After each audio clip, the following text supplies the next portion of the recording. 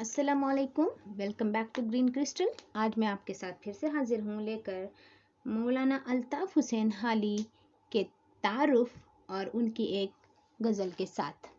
तो आइए चलते हैं हाली के तारुफ की जानिब। तो आपका नाम था ख्वाजा अल्ताफ़ हुसैन, तखल्लुस या कलमी नाम, आप चूँकि शायर भी थे, अदीब भी थे, मुसन्निफ़, तो इसलिए आपका तखल्लुस भी हाली था और कलमी नाम भी आपका हाली। पैदाइश आपकी 1837 ईस्वी पानीपत में हुई, हरियाणा में। इसके अलावा आपकी वफ़ात जो है 1915 यकुम जनवरी 1915 या फिर 31 दिसंबर 31 दिसंबर 1914 को पानीपत ही में हुई। ओके, यहाँ पर तारीख़ में थोड़ा इख्तिलाफ है। कहीं पर हमको 31 दिसंबर 1914 या फिर 1 जनवरी 1915 की डेट नज़र आती है। ओके, तो नेक्स्ट जो है आपके कारहाए नुमाया में यादगार गालिब के बारे में आपने एक किताब लिखी है। इसके अलावा हयात जावेद, मुकद्दमा शेर व शायरी, मुसद्दस हाली, ये किताब भी आपकी बहुत मशहूर है। हयात सादी वग़ैरह आपकी अजीम बल्कि बहुत मशहूर और मकबूल किताबें आप कह सकते हैं, कारहाए नुमाया। इसके अलावा भी आपने बहुत सी तसानीफ़ आपकी हैं, आपने बहुत सी किताबें लिखी हैं मुख्तलिफ़ मज़ामीन पर।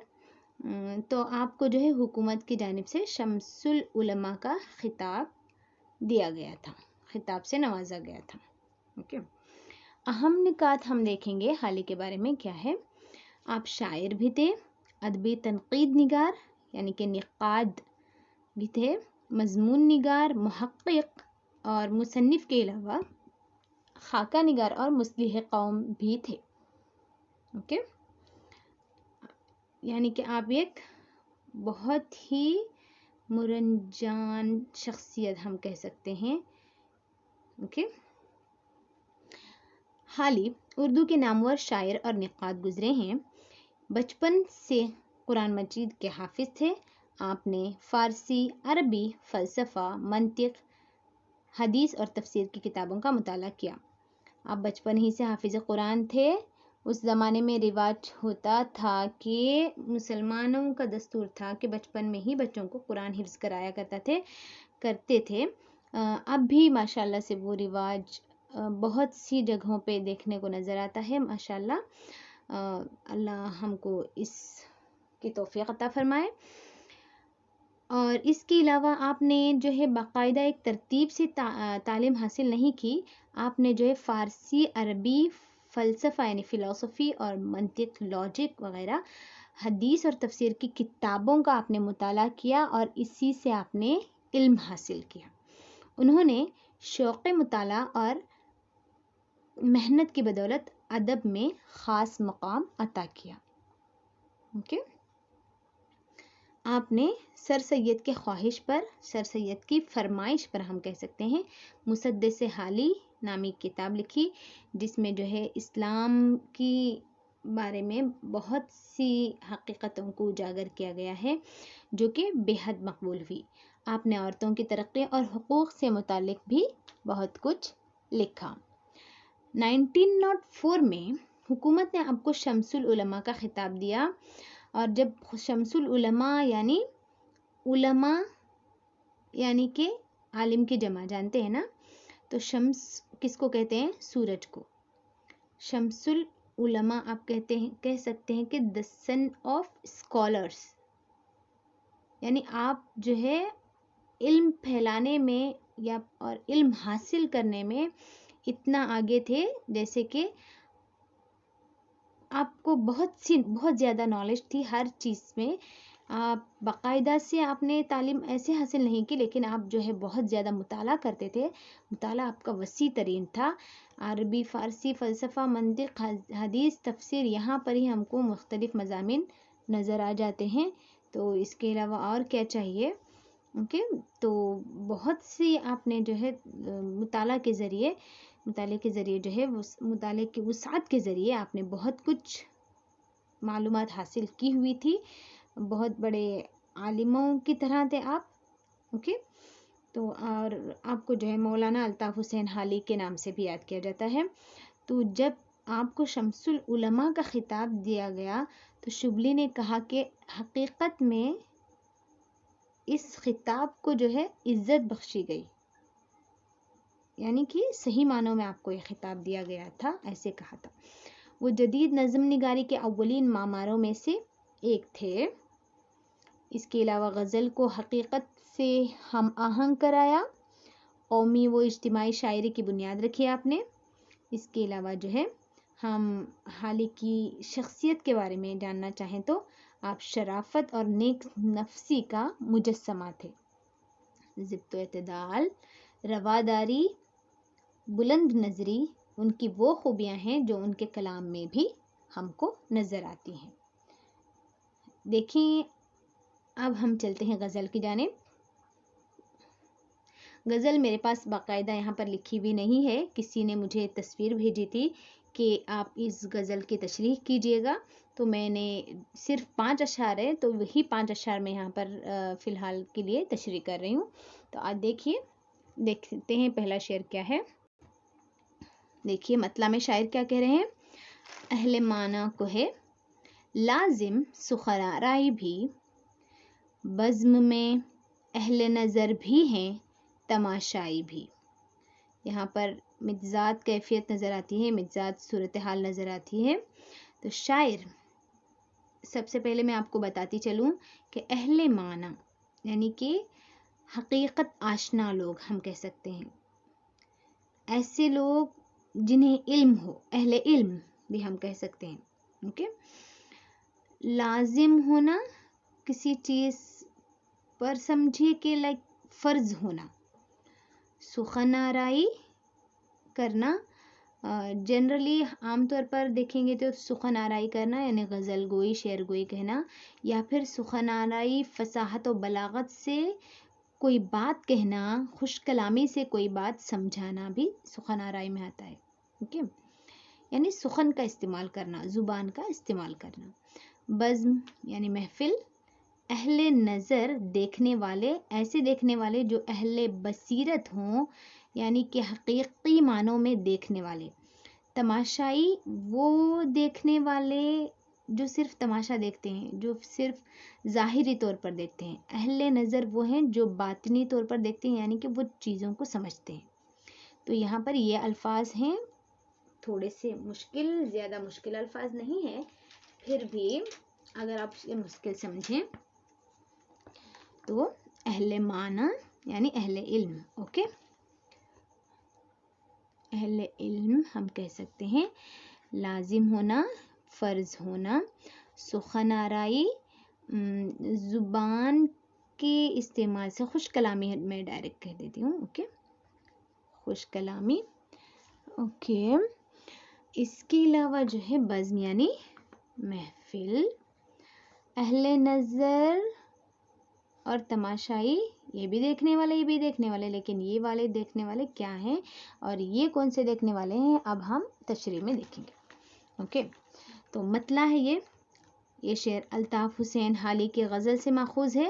جنرلی ہم کسی بھی شعر کے تشریح سے پہلے ایسا لکھتے ہیں کہ یہ کس کی غزل سے لیا گیا ہے. اوکے.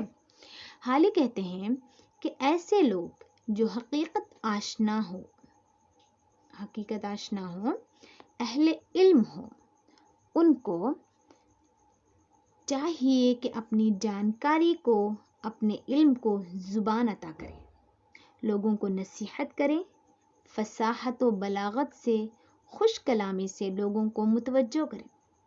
کیونکہ اس بزم میں، یعنی یہاں پر بزم سے مراد حالی نے دنیا کو کہا ہے.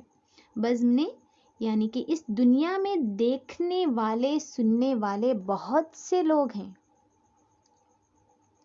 بہت سے لوگ ہیں جن میں کچھ اہل نظر بھی ہیں اور کچھ صرف تماشائی ہیں. یعنی یہ کہ کچھ اہل بصیرت ہیں. اہل نظر یعنی اہل بصیرت ہیں جو کہ دیکھنے والے، جاننے والی نظر رکھتے ہیں، دیدہ بینا رکھتے ہیں. بقول اقبال ہم کہہ سکتے ہیں دیدہ بینا رکھنے والے. اور کچھ ایسے بھی ہیں جو صرف ظاہری طور پر تماش بین ہیں. اگلا شعر جو کہ دیا گیا ہے، اے غم دوست تجھی پر نہیں اپنی گزراں، کچھ فتوح اس کے سوا اور ہے بالائی میں۔ تو یہاں پر غم دوست یعنی غم کو عزیز رکھنے والے لوگ، غم کا دوست یا پھر دوست کا غم، غم دوست۔ گزراں یعنی ناپائیدار دنیا اشارتاً کہا گیا ہے، جیسے یعنی کہ گزر جانے والی، اوکے، فانی ہونے والی، گزر جانے والی فانی دنیا، اوکے۔ غم دوست میں نے بتایا بھی کہ غم کو عزیز رکھنے والے، رنج و غم کو عزیز رکھنے والے۔ فتوح جو ہے فتح کی جمع فتح، اوکے، یعنی کہ جیت، خوشیاں، خوشیاں بھی کہہ سکتے ہیں، خوش دلی یا پھر خوشحالی بھی کہہ سکتے ہیں، اوکے، کشادگی بھی کہہ سکتے ہیں، فتوحات وغیرہ۔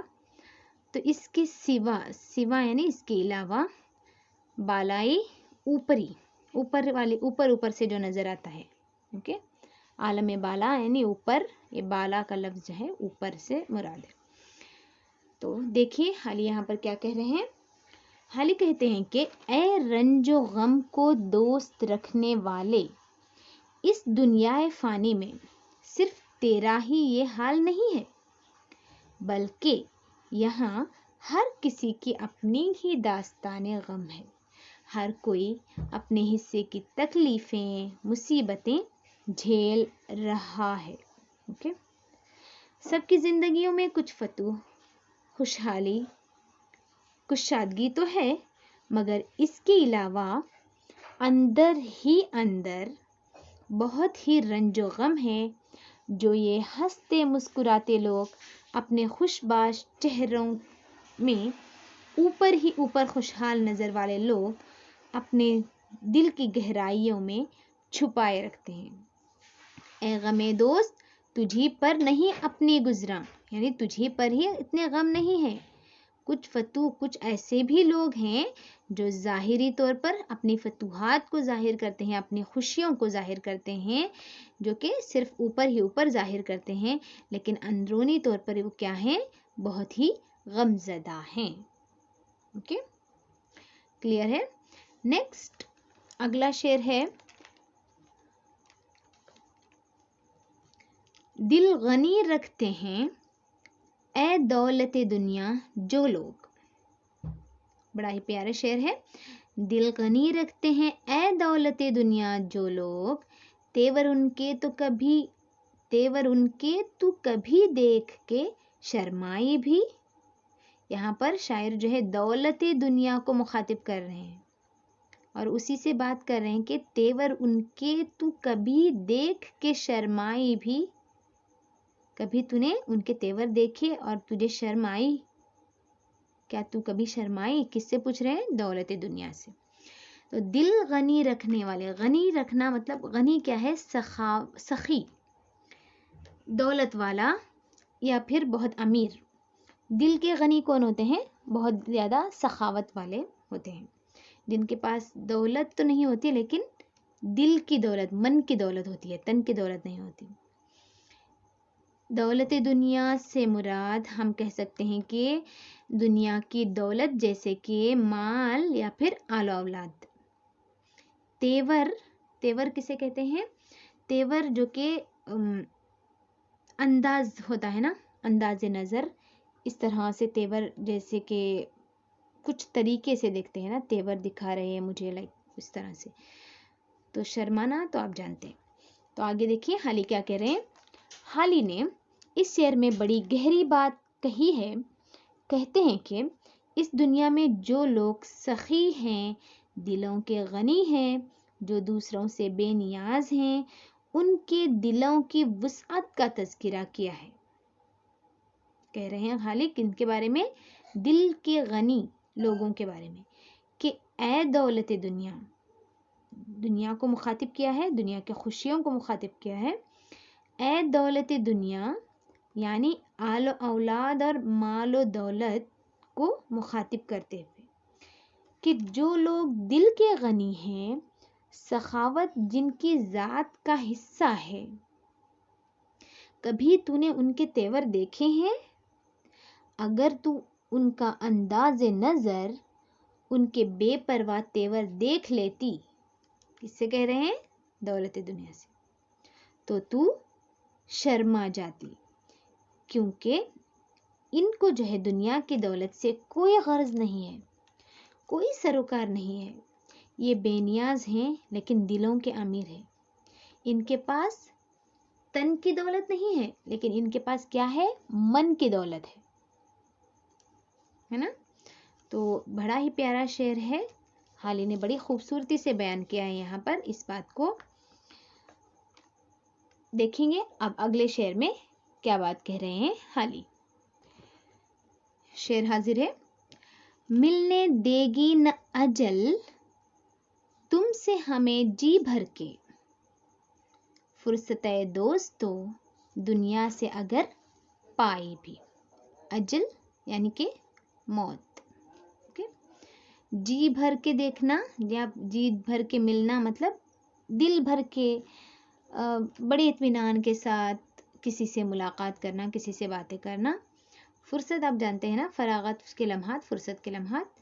اوکے، تو شاعر یہاں پر کیا کہہ رہے ہیں؟ حالی اس شعر میں اپنے عزیزوں، اپنے دوستوں سے مخاطب ہیں، کہتے ہیں کہ اے میرے دوستو، اس فانی دنیا میں ہر کسی نے موت کا مزہ چکھنا ہی ہے۔ جانتے ہیں نا، کلو نفس ذائقۃ الموت۔ اور یہ موت کب آنی ہے ہم میں سے کوئی نہیں جانتا نا، اب آئی کہ تب آئی۔ اس لیے مجھے لگتا ہے کہ میں تم سب سے جی بھر کے کبھی ملاقات نہیں کر پاؤں گا، کہ اگر دنیا بھر کے کاموں سے فرصت مل بھی جائے تو موت شاید مجھے یہ فراغت کے لمحات، یہ فرصت نہ دے سکے۔ موت شاید مجھے اتنی مہلت نہ دے، یہ موقع نہ دے کہ میں تم لوگوں کے ساتھ فراغت سے یا فرصت سے مل سکوں۔ ویسے تم سب مجھے اتنے عزیز ہو کہ جتنا بھی تم سے مل لوں، جتنا بھی تم سے باتیں کر لوں، کم ہی ہے۔ اسی وجہ سے مجھے ایسا لگتا ہے کہ موت مجھے تم لوگوں سے صحیح طرح سے جی بھر کے ملنے نہیں دے گی۔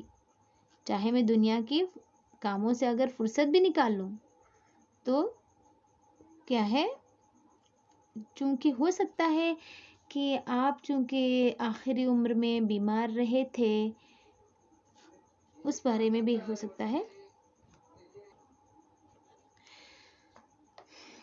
تو اب دیکھیں گے مقطع میں شاعر کیا کہہ رہے ہیں۔ جی گئے ہم پہ رہے مردوں سے بدتر حالی، یہ مردوں کی بات ہو رہی ہے یہاں پر۔ جی گئے ہم پہ رہے مردوں سے بدتر حالی، دیکھ لی ہم نے طبیبوں کی مسیحائی بھی۔ طبیب یعنی حکیم، ڈاکٹر، مسیحائی علاج۔ جی جانا، جی گئے یعنی جی لیا، جینا، زندہ ہونا۔ مردہ آپ جانتے ہیں نا، جینے اور مرنے کی بات ہے یہاں پر، زندہ اور مردے لوگوں کی بات ہے۔ آپ اس شعر کو صنعت تضاد کہہ سکتے ہیں۔ بدتر یعنی بہت ہی بری حالت۔ تو مقطع میں حالی کہہ رہے ہیں کہ یوں تو ہم جی رہے ہیں، ہم زندہ ہیں، مگر ہمارا جینا مردوں سے بھی بدترین ہے۔